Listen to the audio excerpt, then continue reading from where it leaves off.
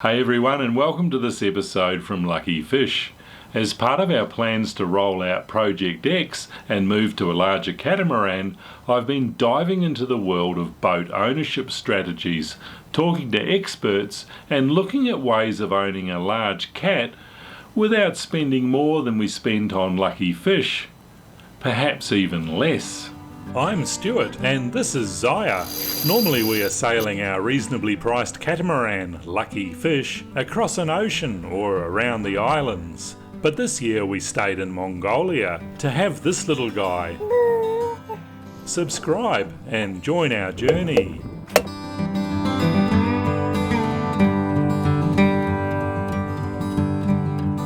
This week we're talking to Stephen and Estelle from Catamaran Guru in Florida. With their some 20 years experience in catamaran ownership, construction, chartering, teaching, and for the last 12 years brokering and providing boat ownership advisory services, let's dive straight into the discussion. What struck me about your business is that you're not aligned to any one particular ownership model. You're both brokers and ownership consultants, which is probably a real strength. One of our programs that has really taken off is the ownership crude program, where a couple like Stephen and myself they buy a boat through one of our programs and then go into a charter environment. They operate the boat in luxury crude charter, and it's just taken off like you cannot believe, because a lot of people, and specifically millennials, they seem to have a lot of money, but they don't want to be tied to the corporate lifestyle anymore. So this is what they want to do. So they're getting the sea time and they're getting the experience and they're running the boats as a business themselves, yeah? Yeah. Right. Fascinating. Gee, and how are they doing in that field? Are they the customer is not being saturated, I take it? No. I mean, the wide open market, and in fact, the last few that we've put into charter has done way better than we wanted to. They don't want to work as much as we can fill their boats. They're doing remarkably well. What we're doing is, because people want to get into this lifestyle, it's very difficult for them to get in as a privateer because they have to rely on relationships with brokers, etc., charter brokers in the US environment.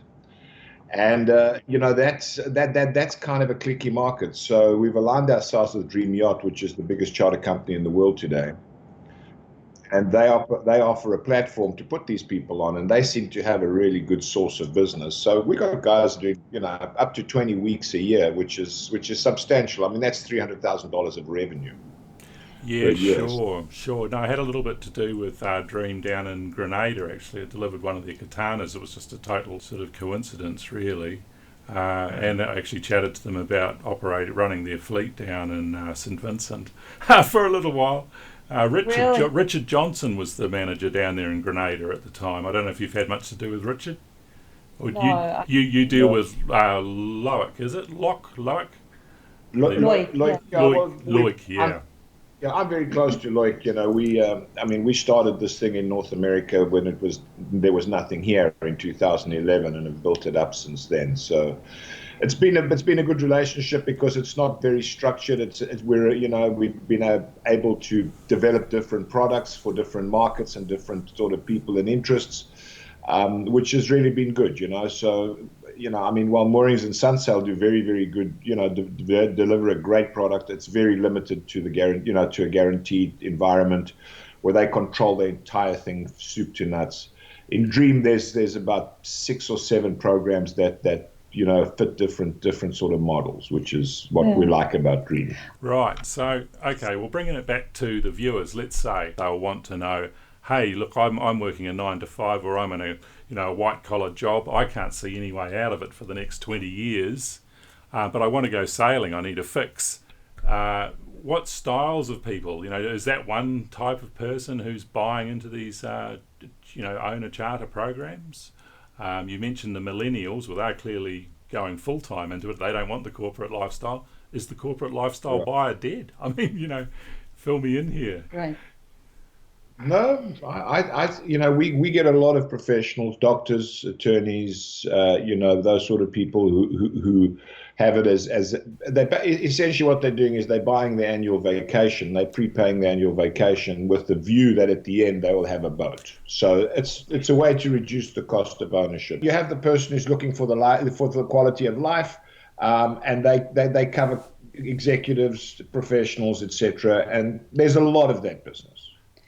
But then, yeah, But that's the one source. Then Yes. the biggest source that we find, because we're in the US, where the tax rules are very beneficial to people who buy boats, we've specialized for the last 12 years. We've specialized in basically developing a tax program where a buyer, for example, let's just say you're a wealthy car dealership owner, and you want to buy a boat, you're able to purchase that boat and offset 100% of the depreciation against the cost of that boat, and you can offset it against income from other business, trade, or salary. So your car dealership's making a fortune, you're paying a pile in taxes.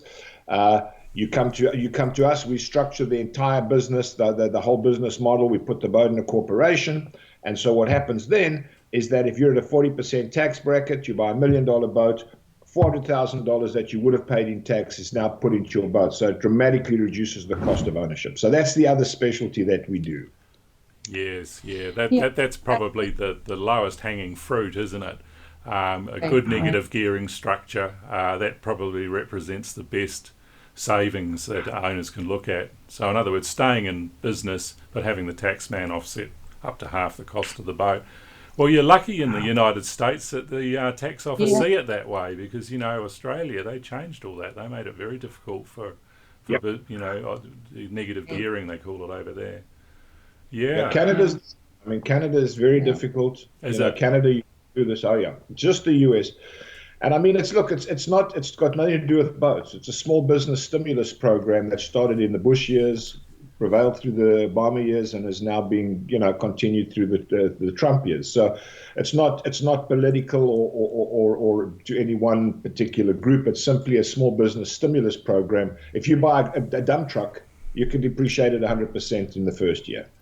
The rules change from year to year, but that is a real serious driver of yacht sales, and it makes sense to a lot more people to offset, because you're offsetting 40% of the cost with a tax break, and then you've got it in management where you're getting income from other people, which covers all your holding costs. In the end, you're probably paying for 60+% of the boat through the program. So it's hugely beneficial if you're a US taxpayer. Yeah, that's excellent, Stephen, because you've basically just outlined a very different ownership structure to the millennials that we began talking about. This is like at the opposite end of the spectrum, and yet they both represent really good fits. In fact, like the title of this video ought to be something like "Smart Boat Ownership." Correct. Because I think you would all agree that the smartest form of boat ownership is to have someone else own it. But we won't go there. So are these mainly used yachts that are operating in the Dream fleet, and you're finding new owners for them, or 99% new boats? So why aren't Dream? I mean, look, it's a dumb question, but why aren't Dream just selling the boats themselves? Why do they operate? Why do they leave it to a broker? Because Sunsail and Moorings generally procure the boats, don't they? And well, Dream had nothing in the United States in 2011, and so we did it to act as their broker division. So we to all intents and purposes, are the brokerage division for Dream. They have a brokerage, a sales manager, and a brokerage division in North America, but we remain one of their brokers. So that gives us access to everything we need. And Stuart, just so you understand, we wanted to be independent. Always wanted to be independent, because that way we are not unduly influenced by the manufacturer or by Dream or corporate rules, so that our client gets the best for what they come to us for. Yeah, but it sounds like an organic process. Following your own philosophy, you've wound up with Dream, because they simply offer a wide range of products and appear to fit the market's demands at the moment. It's quite a logical progression. we've started a brokerage division now, which is doing pretty well. So we have a number of catamaran guru brokers who actually do exclusively use boats, not in competition with Dream in any way. We try and keep them separate.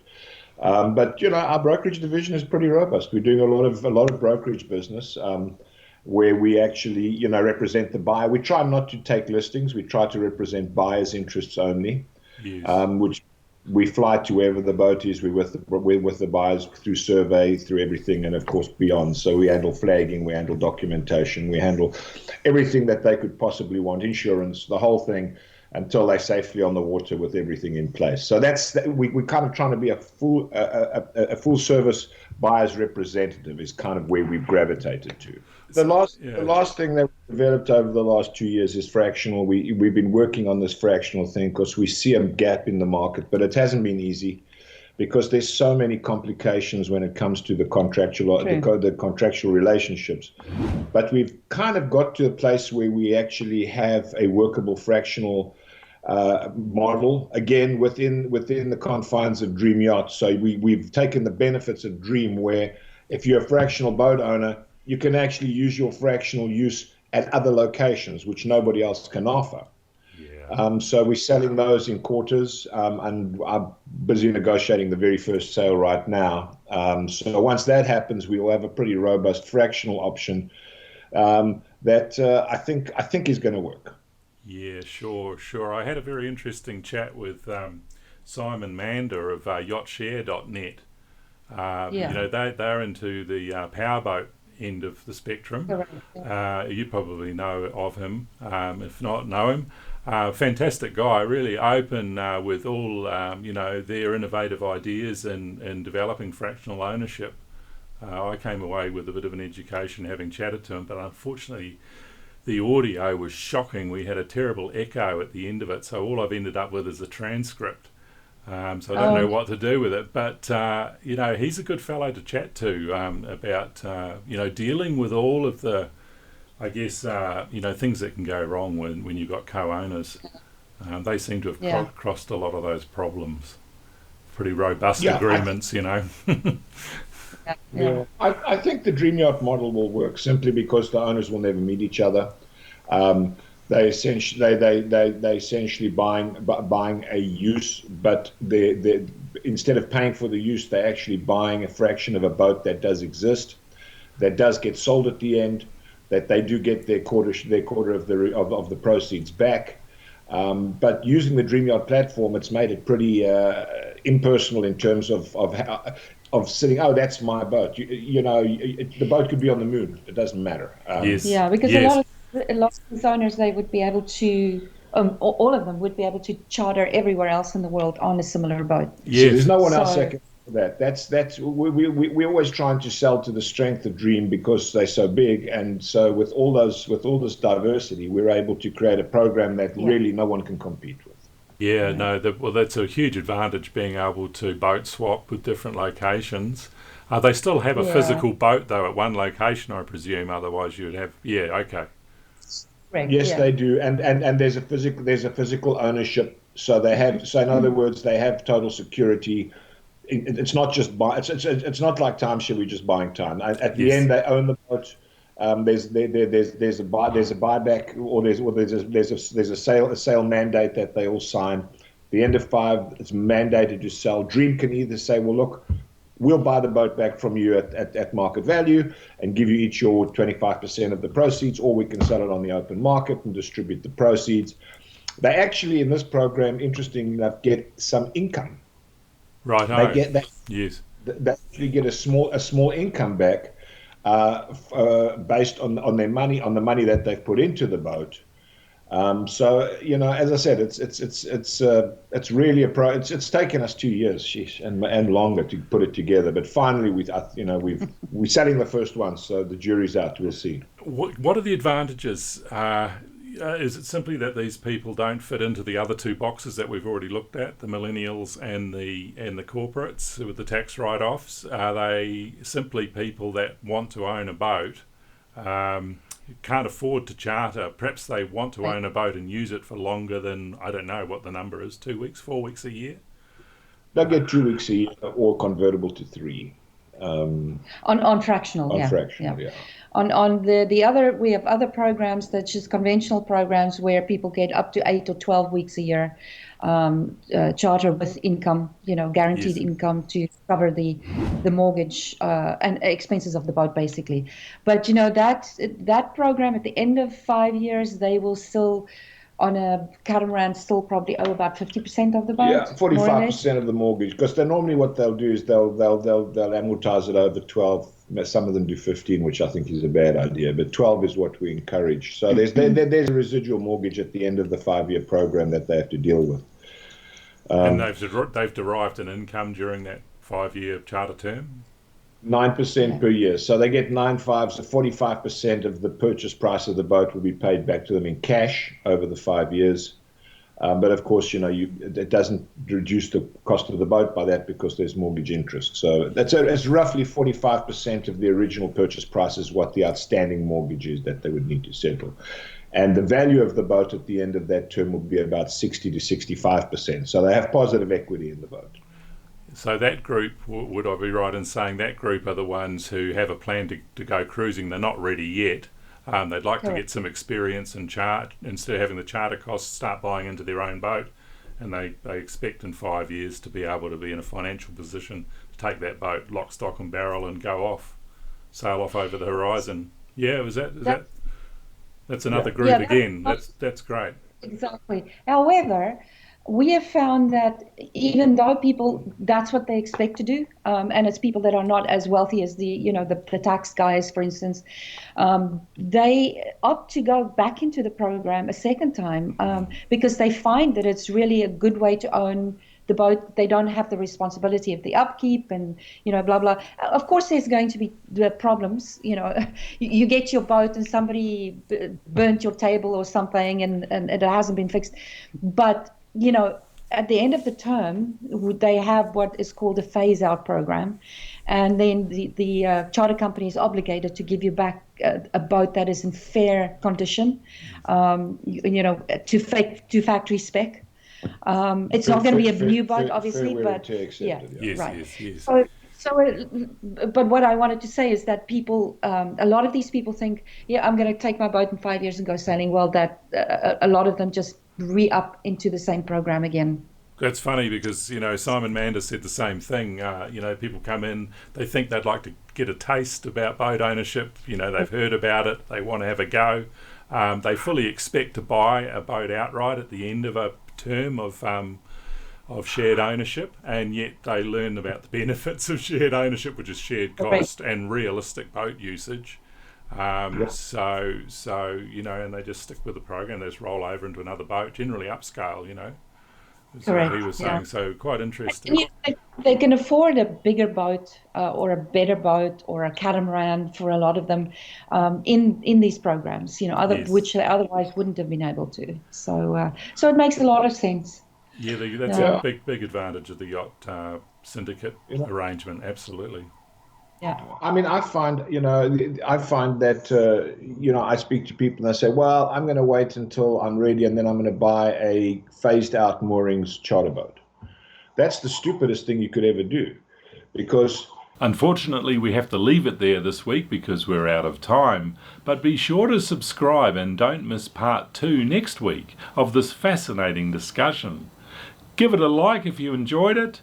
Leave us a comment, any questions you have below, and be sure to share it to help any of your friends thinking of getting a boat.